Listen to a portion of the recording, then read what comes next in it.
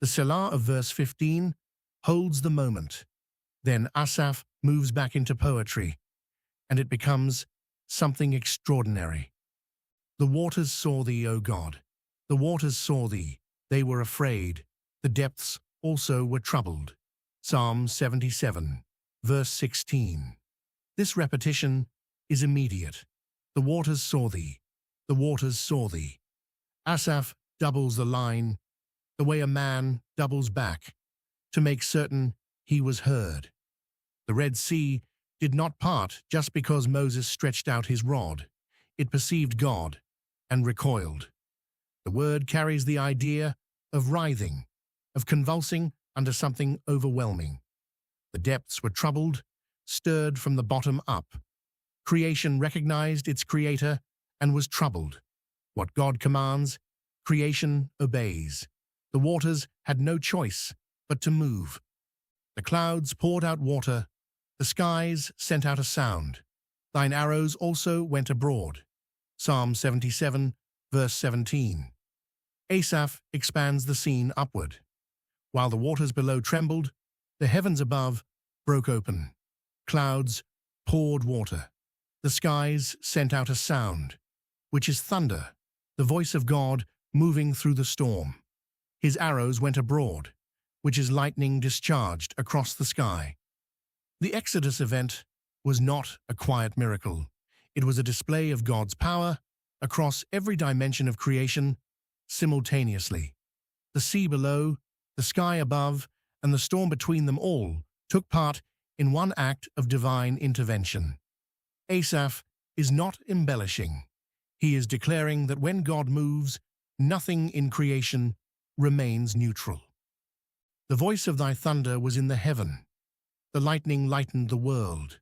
The earth trembled and shook. Psalm 77, verse 18. Thunder is God's voice. The lightning illuminates the world in a single flash. The earth trembles and shakes beneath the weight of his presence. Asaph stacks these images: thunder, lightning, earthquake. The scope is total. No corner of creation escapes when God acts. The same God who shook Sinai until the mountain smoked shook the earth at the Red Sea. The God who caused the disciples to fall on their faces at the Transfiguration is the same God whose voice the thunder carries. Creation does not just observe God's power. Creation takes part in its declaration. Thy way is in the sea, and thy path in the great waters, and thy footsteps are not known. Psalm 77, verse 19. This verse carries the full weight of the psalm. God's way is in the sea. His path runs through the great waters. His footsteps are not known. God passed through the Red Sea without leaving visible tracks. The water closed behind him and behind Israel. No monument marked the path. No carved stone identified the route. God acted, and then the evidence disappeared beneath the returning waters. His ways are past finding out, as Paul declares in Romans 11, verse 33. Oh, the depth of the riches, both of the wisdom and knowledge of God. How unsearchable are his judgments, and his ways past finding out. The God who works in history does not always leave his methods visible to human examination. He leaves the results. He leaves the people standing on the other side. The path itself remains his own.